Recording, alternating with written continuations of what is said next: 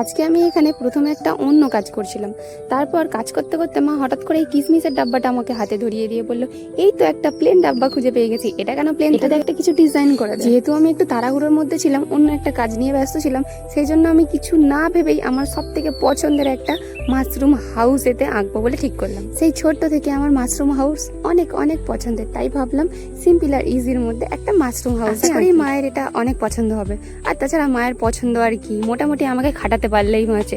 সব সময় এটাতে এটা করে দে, ওটাতে ওটা করে দে, এই করতে থাকে। তো কি আর করার, মাকে তো খুশি রাখতেই হবে।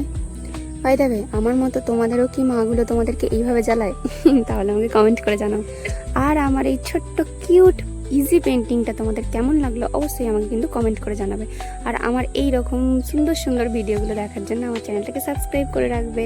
তো এই হলো গিয়ে আমার ছোট্ট মাশরুম হাউস, মোটামুটি কম সময়ের আর ইজির মধ্যে এটাই করতে পেরেছি। তো চলো টাটা বাই বাই, দেখা হচ্ছে নেক্সট ভিডিওতে।